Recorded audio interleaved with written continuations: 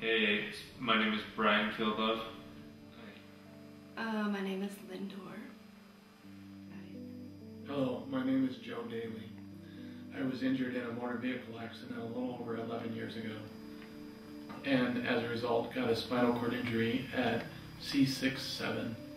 So I'm basically paralyzed from the chest down. And I'm a C6 quadriplegic. So my sensation and function ends like right here. And my triceps don't work, and my hands don't work. I am a quadriplegic. I am C5, C6. I've been quadriplegic now for almost 6 years. It'll be 6 years in November. I was on my way to a special work event and a deer bolted out from the side of the road and crashed into my vehicle.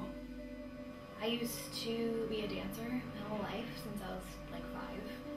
So prior to my injury, I was a marathon runner, and running was my passion. And obviously I can't do that anymore. You may not have read this, but you see a person in a wheelchair and you say, oh, that sucks. They can't walk, they can't use their hands. And that's what I thought before my accident too. And that's nothing.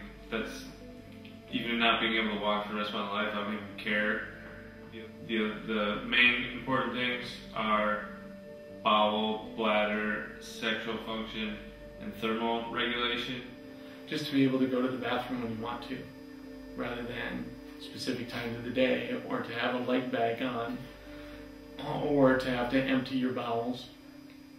It's really kind of a degrading experience that way. So I just would like to be able to tell when I have to go.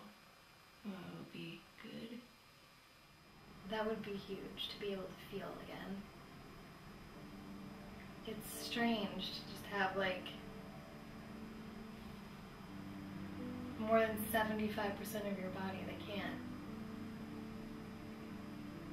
feel anything. It's just like, it's just there.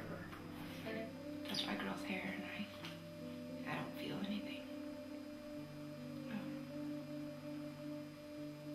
Or they can hold my hand, and if I didn't see it, I wouldn't know it.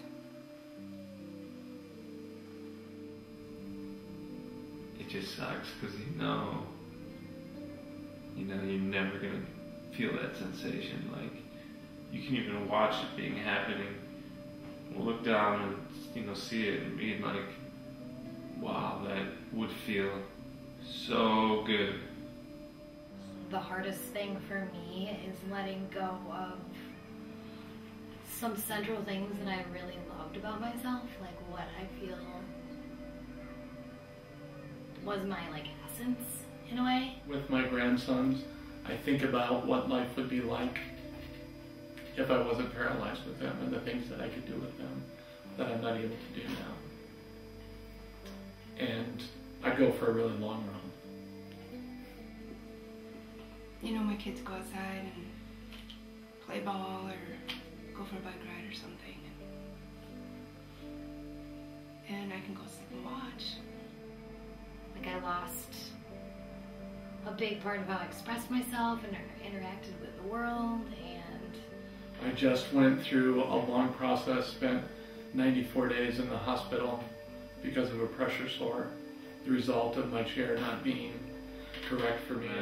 What I want to focus on is sex, because I think sex gets swept under the rug big time in therapy, in just the whole recovering your life process. And sex isn't even a part of it, and that's like one of the main pleasures in a lot of people's lives, or for me, definitely.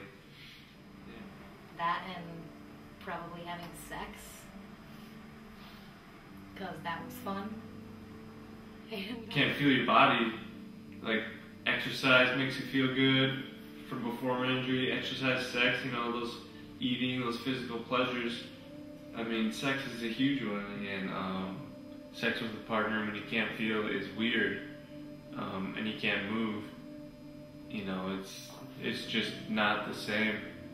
And then I can't orgasm, so it's almost like pointless to do it. It's just, it's really awkward. Anyway, I was working at the National Marrow Donor Program.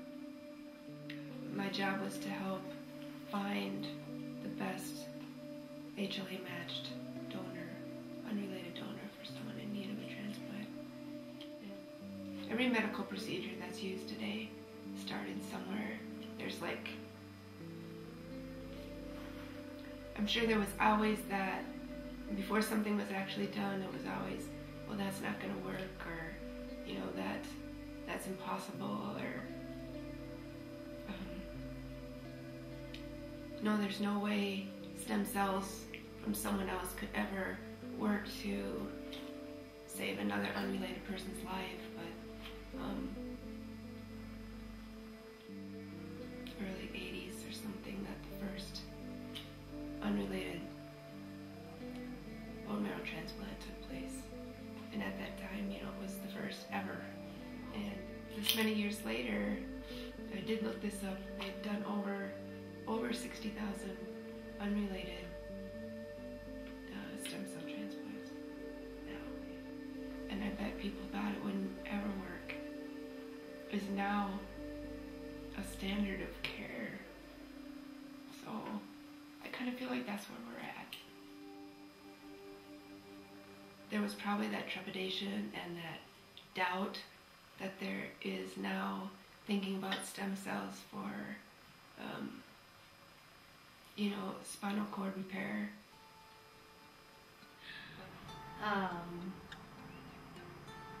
So it's, for me, I think that it's like this weird, like letting go and also accepting and reinventing like who you are.